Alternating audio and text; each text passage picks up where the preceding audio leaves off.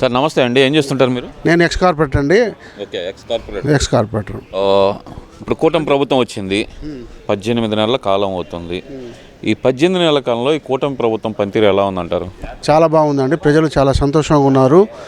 మనకు పింఛన్లు కానీ 4,000 కానీ నుంచి పెండింగ్ ఉన్నాయి కూడా 6,000 ఇచ్చారు రాగానే చంద్రబాబు నాయుడు గారు. మళ్ళీ విద్యార్థులకి స్కూల్లో 15,000 ప్రతి ఇంట్లో ఎంతమంది ఉంటే అంతమందికి అందరికి ఇచ్చారు. మరి డెవలప్మెంట్ మీరే చూస్తున్నారు. కాలువలు కానీ రోడ్స్ కానీ గుంటలు కానీ మొత్తం పూర్తి చేసి సిమెంట్ వరకు బ్రిడ్జీలు కానీ మన చంద్రశేఖర్ గారు చంద్ర గారు 4 బ్రిడ్జీలు శాంక్షన్ చేశారు. 4 బ్రిడ్జీలు జరుగుతున్నాయి. దాంట్లో ఇలా అడ్డంకులు పెట్టి ఇది అందరూ నాశనం చేయడానికి చూస్తున్నారు. మనకు బ్యాడ్ నేమ్ తీసుకోవడానికి చూస్తున్నారు. అంటే ఇక్కడ ప్రధానంగా చూసుకుంటే కనుక 18 నెలల కాలంలో అభివృద్ధి లేదు, సంక్షేమం లేదు, మొత్తం పరిపాలన అంతా గాలికి వదిలేసి రెడ్ బుక్ రాజ్యాంగమే నడుస్తుంది అంటున్నారు. దానికి ఏమంటారు మరి? సార్, రెడ్ బుక్ రాజ్యం వాళ్ళు రాసుకున్నారు సార్. మన చేత రాపిస్తున్నారు కానీ మనం ఏం రాయలేదు సార్. మీకు తెలుసు కదా, వాళ్ళు సుధాకర్ని చంపేశారు. సుధాకర్ని రోడ్డు మీద వైజాగ్లో ఎట్లా కొట్టారు చూశారు. పోలీసుల చేత వాళ్ళ చేత ఏది మన హాస్పిటల్లో ఏం లేవు అని అడిగినందుకు మీరు చూశారు. మన దళిత సోదరుని ఎట్లా కొట్టారు మీరు చూశారు. అందరు ప్రజలు చూశారు, టీవీలో చూశారు. వాళ్ళ గురించి మనం చెప్పాల్సిన అవసరం లేదు. వాళ్ళు చేస్తున్నారు సార్ అరాచకం. డెవలప్మెంట్ అనేది మీరు చూస్తున్నారు. రోడ్లు కానీ ఇదివరకు మన సత్తెనపల్లి నుండి భర్త తీసుకొని కడుపుతున్న భార్యను తీసుకొచ్చి మళ్ళీ హాస్పిటల్లో డబ్బు లేదంటే రిటర్న్ వెళ్ళాడు డబ్బులు తీసుకోవటానికి. మళ్ళీ రిటర్న్ వచ్చేటప్పుడు ఆ గుంటలో పడి చచ్చిపోయారు సార్. అక్కడ భార్య కాన్పులు అవ్వకుండా వాళ్ళు ఆపేస్తే మళ్ళీ తర్వాత వేరే వాళ్ళు చేసి భర్త చచ్చిపోయారు సార్.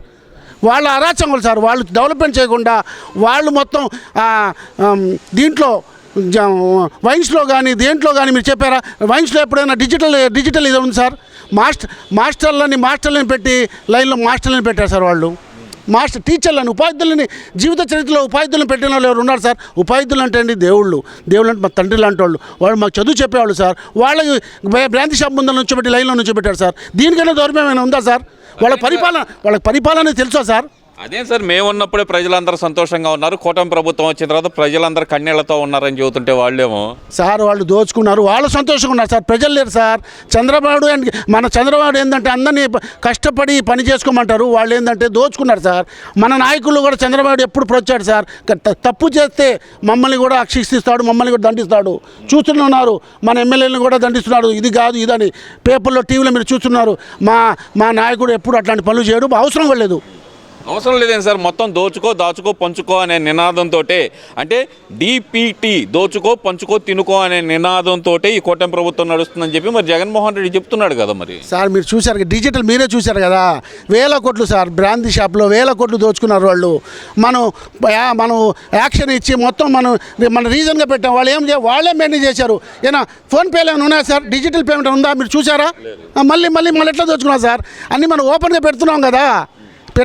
మన చంద్రబాబు ఓపెన్గా ఇస్తున్నాడు కదా. లాటరీ సిస్టంలో ఇచ్చాడు. ఏమైనా దోచుకుంటాం ఎక్కడ ఉంటుంది సార్? ఇంకా వాళ్ళు దోచుకున్నారు. వాళ్ళు ఇప్పుడు సిట్ కూడా వాళ్ళ పరిపాలన చూస్తుంది. సిట్ కూడా చేస్తున్నారు కదా వాళ్ళ పని. రెడ్ బుక్లో మా పేర్లు పెట్టి ఏదో అనవసరంగా అరెస్ట్ చేస్తున్నారు. చెవిరెడ్డి అమాయకుడు, పెద్దిరెడ్డి అమాయకుడు. అసలుకి ఏదైతే కనుక ఈ బ్రదర్స్ ఉన్నారు, జోగి బ్రదర్స్ అయితే కనుక నోట్లో ఏళ్ళు పెడితే కొరకలేరు. ఇంతమంది అమాయకులను అరెస్ట్ చేసి లోపలేస్తారా మీరు? ఇదంతా కక్షపూరితంగా చేస్తున్నారు. అసలు మిథున్ రెడ్డిని అయితే కనుక వాళ్ళ నాన్న చంద్రబాబు నాయుడు కొట్టాడని చెప్పి అరెస్ట్ చేశారు తప్పితే ఏమన్నా ఉందా అంటున్నారు కదా. మరి సార్ మిథున్ రెడ్డిని వాళ్ళ నాన్న కొట్టాను ఎందుకు అరెస్ట్ చేశారు సార్? సాక్ష్యాధారాలు మొత్తం దొరుకుతున్నాయి కదా సార్. వాళ్ళ ఫోన్పేలు వస్తున్నాయి, వాళ్ళ అకౌంట్లో మొత్తం తీస్తున్నారు కదా సార్.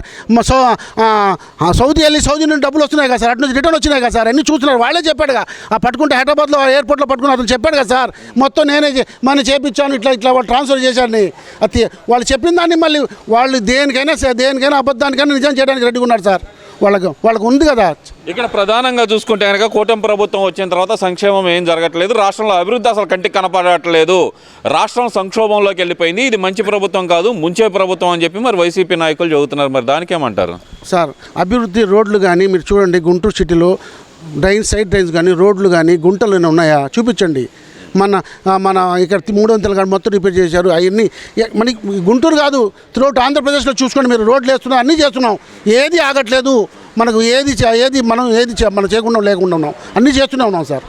ఇక్కడ ప్రధానంగా చూసుకుంటే మరి జగన్మోహన్ రెడ్డి అంటున్నాడు మేము అధికారంలోకి వస్తాం 2029లో 2027లో పాదయాత్ర మొదలు పెడతాను, నేను అధికారంలోకి వస్తే కనుక 2.0 అంటే ఏంటో చూపిస్తాను జగన్మోహన్ రెడ్డి అంటున్నాడు కదా, మరి దానికి ఏం చెబుతారు? సార్ జనాలు వాళ్ళ నాన్న చూసి వాళ్ళ నాన్నలాగా పరిపాలిస్తారని అనుకుని మోసపోయారు సార్. ఇంకా జనాలు మోసపోవడానికి రెడీ లేదు సార్. అతని పరిపాలన ఏందో అర్థం చేసుకున్నాం, ఇంకా ప్రజలు అర్థం చేసుకున్నారు, అందరూ అర్థం చేసుకున్నారు సార్. అతను ఏంటంటే వాళ్ళ నాన్న టైంలో సంపాదించుకున్నాడు, అది చాలే అనుకుని ప్రజలు నమ్మి వేశారు సార్. ఇంకా అతనికి 2 ఆడపిల్లలు, ఇంకా ఇంత ఆశ ఉంటుందని మనం అనుకోలేదు. ప్రజలు అర్థం చేసుకున్నారు, ఇంకా చేయరు సార్. ఇంకా అదేం సార్ మీరు ఆ మాట అంటారు, తండ్రిని మరిపించే పాలన చేస్తా అన్నాడు, చేయలేదంటారా మరి జగన్? సార్ చేస్తే మళ్ళీ 11 సీట్లు ఎందుకు ఇస్తారు సార్? చేస్తే ప్రజలు రాజశేఖర్ని ఎట్లా లైక్ చేశారో అట్లా లైక్ చేసేవాళ్ళు కదా సార్. చేస్తే 11 సీట్లు ఎందుకు ఇస్తారు సార్? మీరు చూశారు కదా సార్, ప్రజలు చూస్తున్నారుగా 11 సీట్లు ఇచ్చింది. బుద్ధి చెప్పారుగా, ఇంకేం చెప్పాలి సార్? మరి 2029 అధికారం నాదే, నేను వస్తే రప్ప అని అంటున్నాడు, మరి దానికి ఏం చెబుతారు సార్? ఆ రెప్పే వాళ్ళకి 11 సీట్లు ఇచ్చింది సార్. ఆ రౌడిజమే వాళ్ళు 11 సీట్లు ఇచ్చింది. ఇంకా వాళ్ళు ఆ రెప్పలోనే ఉన్నారు సార్. రౌడిజం చేయాలనుకున్నారు. అంత పిచ్చోళ్ళేం కాదు, ప్రజలు అంత పిచ్చోళ్ళేం కాదు, అందరూ బాగానే ఉన్నాం, అంత బాగానే చేస్తాం సార్. అంతా బాగానే చేస్తున్నారని మీరు అంటున్నారు. కూటమి ప్రభుత్వం మీద 18 నెలల్లో వ్యతిరేకత వచ్చింది కాబట్టి నేను ఎక్కడికి వెళ్ళినా జనాలు లక్షలాదిగా వస్తున్నారు, నన్ను ముఖ్యమంత్రిగా కోరుకుంటున్నారు అంటున్నాడు కదా. మరి సార్ జనాలు డబ్బులు పెట్టుకొని మన కోర్టుకి వెళ్ళారు, డబ్బులు పెట్టుకుని జనాలు తీసుకురావడం ఎంత గొప్ప విషయం సార్. అది జనాల్లో బస్సులో తోలుకొని అన్ని అతనికి ఉన్నదే, అది అతని విద్య కదా సార్. అది జనాలు తీసుకురావటం, జనాలు ఎక్కడ వస్తున్నారు సార్? అతనికి ఏదో చెప్పుకోవడానికి పనికి వస్తాను కానీ ఇవన్నీ ఏం సార్, ఏం లేదంటారు. ఏం లేదు. జనాలు అందరూ మరి ఎవరంటారు? వాళ్ళు తీసుకొచ్చే జనాలు సార్ అవన్నీ, అంతే, దాంట్లో నో డౌట్.